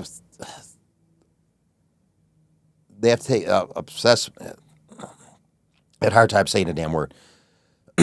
See what my situation is, to see if it's worth using their resources and time to save me, or am I unsavable? And that's a very practical concern overseas. So Dr. Rosenbaum thought if he got in there and reverses what was going on with my brain swelling and everything, he could at least get me back home alive to see my family. Didn't know what state I would be in. Could I talk? Would I even know? Be the same personality? Things like that. They didn't know, but at least get me home. His commanding officer didn't agree. So they had to fight back and forth. And finally, my surgeon's boss said he could work on me, but if he tells him to stop at any time, he has to stop the surgery. So he got on there and started working on me. He spent approximately 4.5 hours working on me. They removed my whole frontal skull cap. I now have a titanium plate there. He put in a ventricle catheter to regulate the pressure, what was going on in my head, so they could release pressure as it builds up. So he did his part, and then the eye surgeon came in. Even though the bullet didn't hit my eyes, the velocity and pressure of the round ruptured both eye globes and attached both retinas. So the eye surgeon spent approximately 11 hours piecing my eyes back together with a microscope, which is crazy. So her work in theater, and I'll talk about later on, what she did gave me the chance to get more eyesight here later. So they finish up their surgery there. They notify my family back home what the heck was going on. And then one of my best friends on the FAST team, Travis Brooks, he volunteers to fly home with me. So I'm going to fly back home to the States. We stop in Launstuhl, Germany, which they have a good medical facility there. Because the pressure in my head was rising, I had to spend 3 nights there until they got the pressure down. And then they flew me into Andrews Air Force Base in Maryland, just outside of Washington, D.C., and they transported me to Walter Reed National Medical Hospital in Bethesda, Maryland. So at this time, they have my family there, my fiance at the time, who I later married, who's my ex now, waiting to receive me. Now, my ex was an intensive care nurse, so I saw a lot of trauma and things. So they let my family come in there. My dad knew what kind of expect, being in law enforcement all the years, and he briefed my mom up pretty good what to expect, but I was a mess. I had no frontal cranial piece in my head. My head was all sunken in. My eyes were swollen shut. I had tubes coming out of every part of my body. So I'm a mess. So my ex sees me. I guess she puts her hand over her mouth, screams, runs out the room, and passes out. And her dad has to help her off the floor. Now, she later explained that, when it's somebody else, it still sucks and it's sad. But when it's somebody that you love and care about, it's 10 times worse. So they got me in there, got me situated, and did a couple more surgeries on me there. They reattached my retinas, and then they built up the frontal bone reason on my forehead in anticipating putting the plate in later on. So after he did that surgery, they put me in an induced coma using that propofol. It was that drug that ended up killing Michael Jackson. It's very good for putting somebody in an induced coma because you can reverse it real quick, but not so great. It's not indicated for sleep. And you see what happened to Michael. So they had me in an induced coma for about a week. They told my family, because I have a frontal brain lobe injury, that affects your decision making and your emotions, whether you get angry easy or sad. And they told my family that could never be trusted with a credit card again, would spend a bunch of money, would possibly be at work and just take all my clothes off. Why'd you take your clothes off at work? Maybe, was this hot? I don't know. So they said I wasn't going to make good decisions. And my mom, I love her to death, she said, well, he didn't make good decisions anyway, so he's not going to lose much. I'm like, thanks for the vote of confidence, Mom. But thankfully, it didn't affect me to that point as much as they thought it would. And they wouldn't know if, even though I was talking and making sense after in a helicopter after I was shot, they didn't know if I could still speak. Would I remember anything? Would I be the same personality? But I was a little confused at first. They were like, Joe, where do you live? I said, Detroit, Michigan. What do you do? I'm a police officer. What's your dog's name? I said, Max. It was my very first dog when I was a kid. So I was a little confused again at first, but I got my bearings pretty quick after that, knew who I was at the time and what I was doing and what happened. So now starts my recovery in the hospital. So I'm blind as a bat, can't see. I was put on, when I was in a induced coma, I was put on a feeding tube. But they couldn't remove the feeding tube until I passed a couple swallow studies. I could swallow food properly. Failed the first couple, then finally passed. Then I could start getting regular food again. And just to let you know how toll it takes on your body. When I got shot, I was a very lean 230. I guess they would weigh me on my bed in the hospital. I guess I got down to the high 160s. And my ex wouldn't let them tell me what I weighed, but she knew I'd probably throw a hissy fit. But yeah, just being inactive and stuff and just how quickly you can lose the weight. So we would do different things in the hospital. Like, for example, one time I was in the room with my ex and a therapist. They're like, today, Joe, we're going to have you put your shorts and T-shirt on. How long is it going to take you? 5 minutes, whatever. So I'm sitting on the edge of the bed with my clothes, and I'm feeling these shorts. And I'm like, man, these don't feel like my size. I'm like, what size are these? So my ex is sitting like church mouse. She's not saying a word. So the therapist is like, let me see them. I'll tell you. So she takes the shorts, and she go, they're medium. I tell you, I took those damn medium shorts. I threw them across the room. I said, I'm a big fella. I wear extra large. If I had to put those extra large on then, they would have fell straight to the floor and all my business would have been showing. So it was, crazy times, and I was kind of I guess not the most cooperative patient at first, but I eventually won everybody over, and there came a point of time when I was there for a while, and they're like, Joe, we need to give you a shower. And for some reason, I don't know, I thought where my forehead was, my brain was, I thought for some reason there wasn't skin there. It was just mesh. I don't know why. And I'm like, I can't get my brain wet. And the nurse is like, you have skin there, Joe. And Max is like, you have skin there. I'm like, oh, I do? Okay. All right. I guess we're going to do this. So then you lose all your dignity. You got to go in the shower with a nurse who you don't even know. And they're in like this full rubber like rain gear, and you got to take a shower. So, but I guess I had to get clean, so I did it. So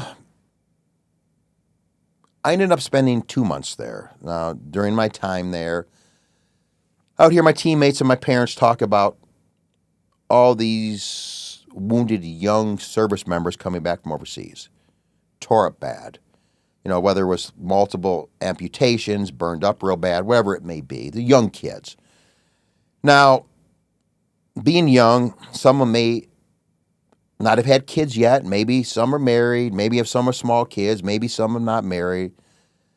They haven't lived life to the fullest yet. When this happened to me, I was 41 years old. I lived a dang good life. My daughter's getting ready to graduate high school. So when I'd have a pity party for myself, I'd be like, Joe, you know what? You could always have it worse. It always could be worse. You lived, like I said, a good life. So I made a commitment to myself right then, right there. I was going to try to do as much blind as when I could see. Didn't really know how it was going to look, but I made that determination right then, right there. And I tell people, when bad things happen to you, and a lot of bad things happen to good people in life, it just seems like when you climb one hill, you get knocked down, you got to climb another one. It's just life. You have to find a way around. You have to figure things out. You can't give up. You can't quit. Now, some people choose to live life in a corner and hide from the world, or you can make another choice and get out there and do as much as you can do. And I made that choice to do as much as I could do. I'd be lying to you if I said it was easy. It's tough. I have to live with blindness every day, and I have some pretty severe PTSD that I have to deal with every day. And it's got so bad that I had a gun to my head numerous times or several times. It ruined my marriage. It ruined a lot of relationships.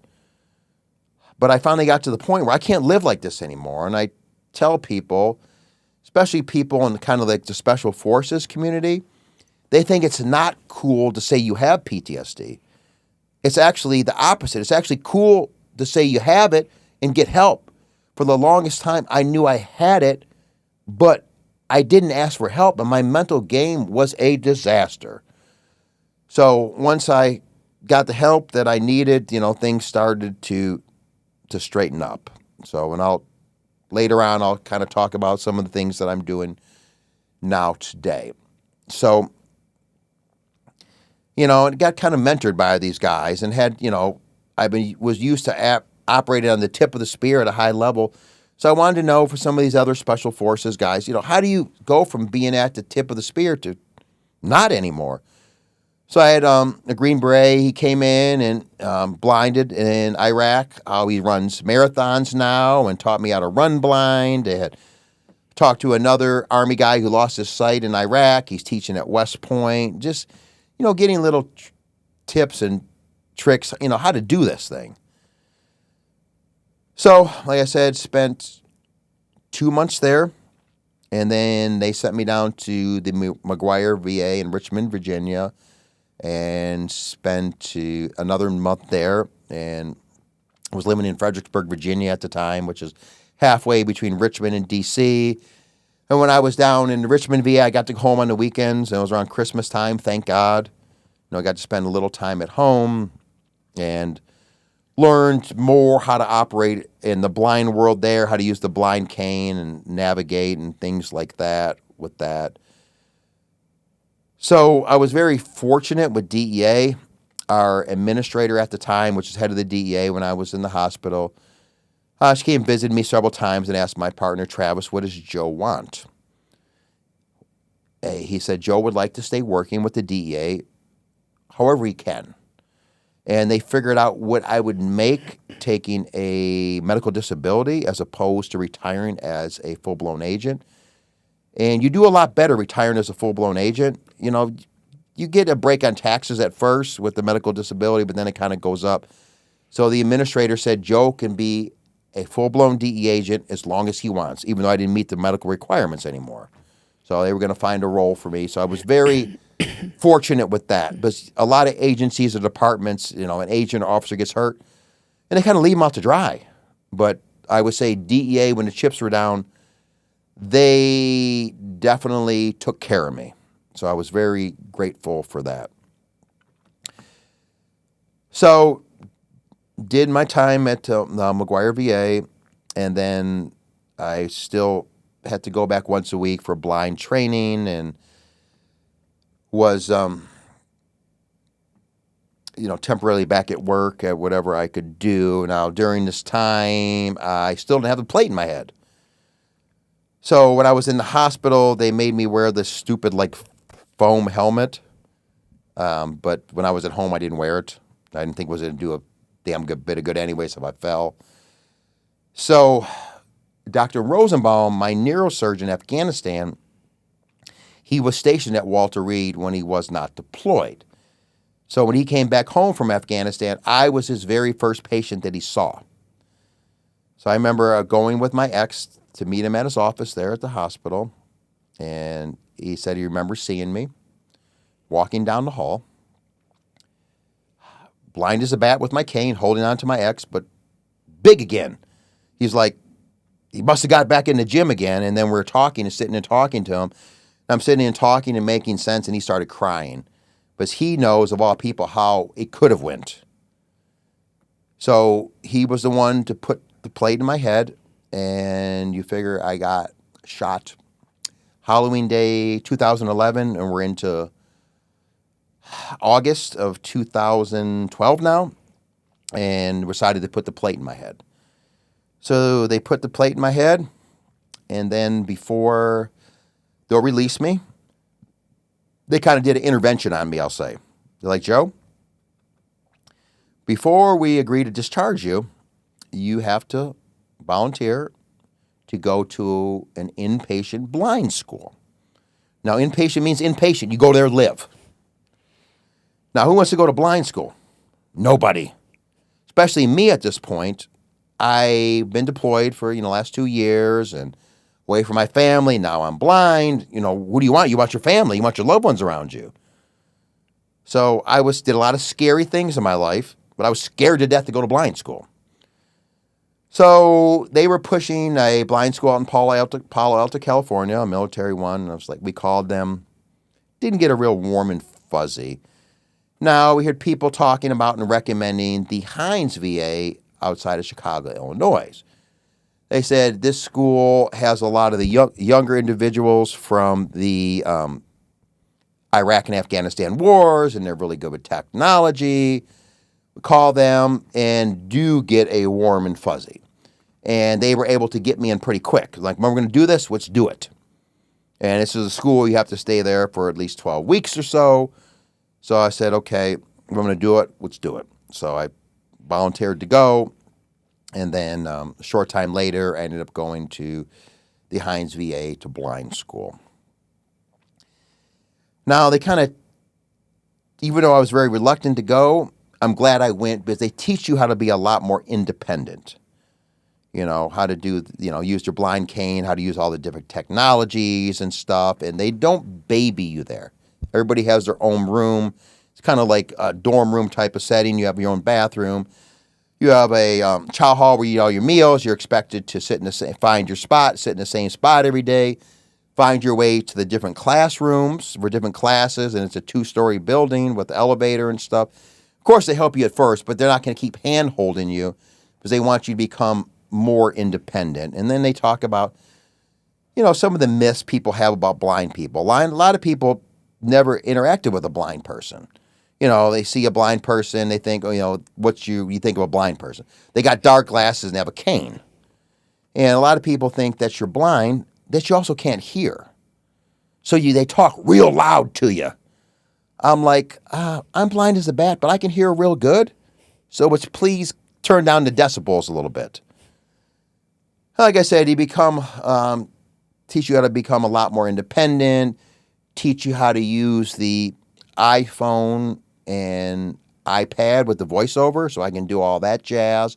I can search the web, send text messages, do emails, worked with the blind software on the computer. It's a talking software. So definitely glad that I did it. And then DEA, they placed me in a unit that was in the same building as our FAST team. It's called Personal Recovery. What they do is they train agents and support staff before they're going overseas. It's kind of like a minor, dumbed-down survival and evasion school that kind of the military puts on. We teach them how to navigate, how to, use a compass, how, if you're captured, kind of what to say, what not to say, how to get out of handcuffs, how to get out of restraints, different things like that. So I would, teach a class about overcoming adversity and, talk about what I've been through and what I overcame. And then when they would do the thing with getting out of handcuffs, blind as a bat, I would show them how to do it. You could do it blind, or, in a situation when they're held you as prisoner, you may be blindfolded, or you may have no light, so you may have to do these skills where you can't see. So, just give them the confidence that, hey, they could do this. So, I'm glad that I did that.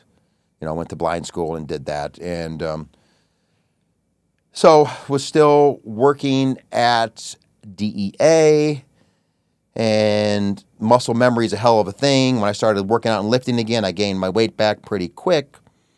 And at the time, my ex-wife was competing, so that's going to kind of get into the things that I'm kind of doing now. So basically, I had competed in bodybuilding before I was shot several times. So my ex-wife was competing. We were thinking about hiring this new coach for her who was in the Detroit, Michigan area. We went home back to my house, I think, for Thanksgiving, and we met this coach, Shelby Starnes, at Powerhouse Gym in Detroit, just to see if it would be a good fit for my ex. So we were working out, and, I was talking to Shelby and telling him my history, and he knew I competed before, and he's like, man, Joe, you need to compete again. I'm like, Shelby, I don't know, man. I don't know if I have the confidence to do this blind. And he goes, here's what we'll do. I'll put you on a cutting diet for free and just see how you shape up. So he did that, and he's like, after about a month, he's like, oh, no, you need to compete, Joe. So I said, okay, I trust you, Shelby. Let's do this. So we had planned a show to do the Virginia Grand Prix, and this is 2015 now, and Norfolk, Virginia. That year, it's a local NPC show, and I decided to sign up for the old people's class. I was, which is 35 and over, depending on the different shows, and I did the open, which is all ages. So I was in the young people and the old people. So got me in probably the best shape of my life, went there and won everything. The old people stuff and the young people stuff. I remember being backstage after the show, just thinking, crying, just thinking, I can't believe I'm still doing this. It kind of gave me a purpose and stuff again, because it's something I used to do. And like I tell people, like if you're blind or have some disability, you just want to do what you used to do. What's comfortable for you. And those things are important. So went on and started competing at the national level and started doing really good. And in 2021, I became the first blind IFBB pro bodybuilder in history. Later went on to do several pro shows. I did the Chicago Pro Masters, which is the older class, in 22, and got second place, and then went back in 23 and got first place, and ended my bodybuilding career on top. I don't compete anymore, but still eat well and stay in shape, and I'll do that the rest of my life. Yeah, you're still jacked. You got the veins bulging through your arms. Yeah, I'm still about 240 pounds, pretty lean. The heaviest I got up to in the off-season in bodybuilding was like 270 pounds, but that was a little much because I was walking around, losing my breath, tying my shoes. So that was a little much. So did that, and I hunt and shoot blind. You're probably thinking, Joe, if you got a gun in your hand, I want to be 10 miles from you.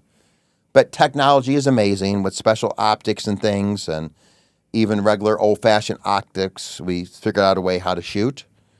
And I can pretty much, as long as my breathing and trigger press is proper, I can pretty much hit a pie plate target at 300 meters. Since I've been blind, I've shot 9 deer. Actually got 2 with 1 shot. It's all in video, if you don't believe me. I have also got 2 alligators in Louisiana. Now, prior to losing my sight, I used to watch that show Swamp People, where they're going out and hunting alligators in Louisiana, and I said, they're nuts.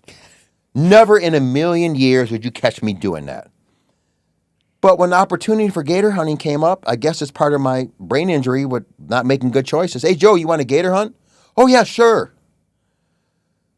But believe me, buddy, when we were out there gator hunting, we were in this little John boat, and how you catch these gators, you put like chicken or other bait on these trumbull hooks, and they're hanging up, so the gators have to go up to get it, and then they eat the bait, and then they're hooked.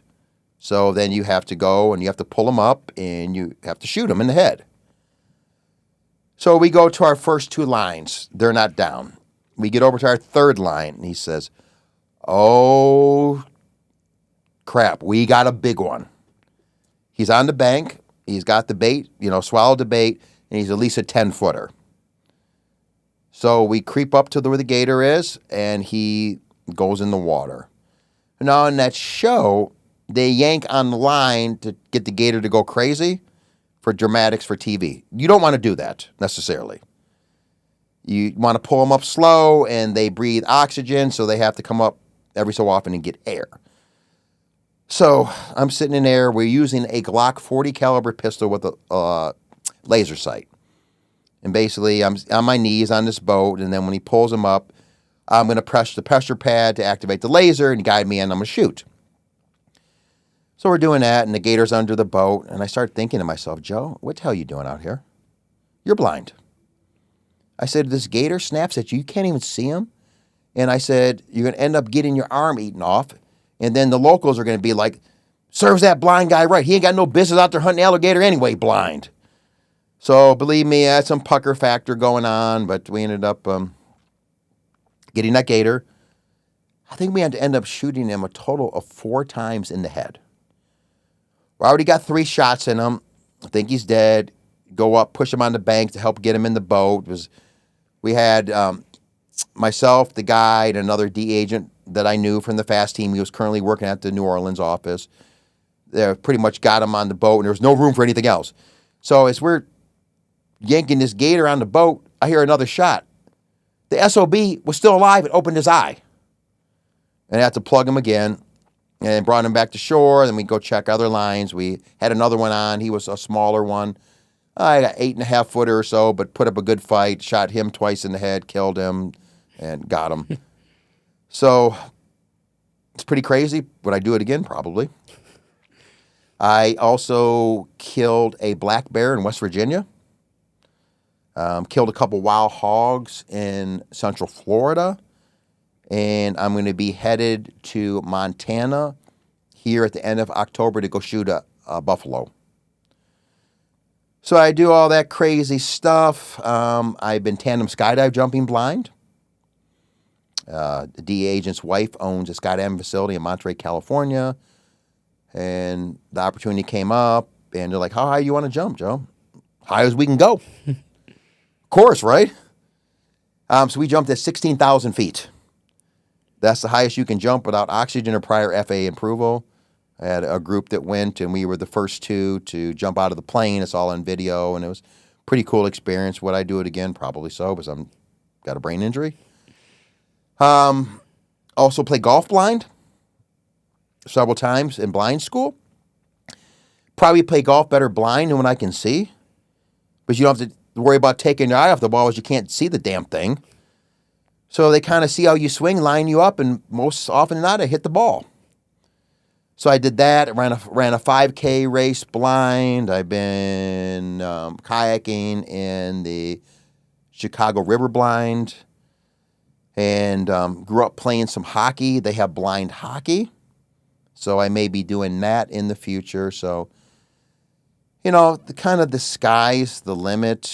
Just a lot of blind people who lose their sight or have other disabilities or with blind, they think being blind is a death sentence. It's not. It is what you make out of it. If there's a will, there's a way. It's very true. If you want to do something, you can figure it out. It may not be the same way you did it before, and not be as fast as you did it before, but if you want to, you can figure it out. you just can't give up. You can't quit. You have to keep going in life. You have to keep figuring things out and, constantly evolving, and moving forward. As far as my eyesight, a lot of people ask, okay, what do you have, Joe, sight? My right eye, pretty much nothing. My left eye, I have an artificial cornea in my left eye, and I have a little bit of vision. Basically, what I have is light perception. I can see lights. I can see movement. And if there's a big color contrast between light and dark, I can make out some shapes. I can't see any detail at all. On an eye chart, anything worse than 2200 is legally blind.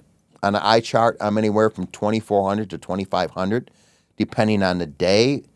Now, having that artificial cornea in my left eye, that's why I can see a little bit, but what's limiting is my optic nerve and retina are still very damaged, but they are working on stem cell to help try to regenerate that. They're also working on bionic eye implants. They have nothing right now at the moment that'll help me see any more than I can already see, but they feel pretty confident in 5 to 10 years I could get quite a bit more sight back. So, there's some hope in the future. If it doesn't happen, I'm still not going to just quit on life. People ask me, what's the hardest thing about being blind? I would say losing your independence. I was a big type A personality before. You want something done right, you do it yourself, blah, blah, blah, But being blind, you need help. You have to ask for help. I had to learn to trust people and ask for help, which I think was good for me. So I'd have to learn to slow down a little bit, not be in such a rush. Because being blind, when you rush, you're going to run into things and you're going to get stitches, which happened a couple times. Also, another activity I forgot, which I did, it was on my bucket list when I was in Sun Valley, Idaho, getting hyperbaric oxygen chamber treatments helps with PTSD and stuff. I used to snow ski when I was young. Had opportunity to go snow skiing. And I also snow skied 3 times blind. But it's kind of weird because blind, you don't want to lead with your head.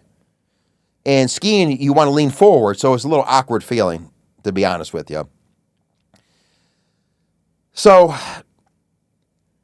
yeah, losing your independence and then being in crowds at first, I was very uncomfortable. Being in law enforcement for how long as I was, you're always taught to be aware of your surroundings. Who looks shady, who doesn't. Where are the entrances, where are the exits, where can you take cover and or concealment. And I was a nervous wreck. Because sounds seemed farther or closer than they were, but eventually I learned to trust the people that I was around. So I don't get as overwhelmed as I used to, but sometimes big crowds, I can only stay in so long. People ask me, do I ever get headaches? No, I'm glad I don't with my head injury and stuff, but I don't get any headaches, so I'm just very fortunate with that. Like I said, I'm going to keep going through life and keep kicking butt, and trying new and different things. And I tried a lot of things I used to do before I lost my sight, and some things, the new things and old things. And I tell people one of the things that I did growing up was we have a cottage on the lake in northern part of Michigan. We always had a boat, and I grew up water skiing since I was knee-high to a grasshopper. In 2021, after I won my pro card, we went to our cottage up north, and I decided I'm going to try to water ski again. So we had like signals worked out. My sister was in the boat, and my dad was in the boat. We had, hand signals and stuff I was going to do. So my dad's like, Joe, why don't you try to get up on 2 skis first? It's easier. And me being stubborn and hard, no, I ski on 1 ski. I'm going to do 1 ski. I popped out of the water 3 times, and I just had a little problem with balance trying to get my rear foot in the rear boot, and I fell 3 times. And honestly, I got scared and didn't want to try anymore. But I tell people, just because you try something and you don't succeed at it, you can't let that ruin all the positive other stuff you did. at least I can, I can't look myself in the mirror, I can't see. But if I could have said, look yourself in the mirror and know that I tried my best. It didn't work, but you can't let that ruin everything else. So that's what I like to tell people. And, life is short. If there's things that in life that you haven't done that you would like to do it before you die. But you don't want to be in your deathbed saying woulda, coulda, shoulda, this and that. Get out there and do it. Push yourself. Push your limits. The only way you get better is pushing yourself. Going up against better competition in whatever career you do or whatever. And that's how you grow. And just don't quit. Don't give up. It's kind of cliche. Like the Marcus Charles said, stay in the fight. You always want to stay in the fight. Don't give up. Don't quit. Do you still think about the last thing you remember seeing before you got shot and lost your vision? Yes, that's a really good question.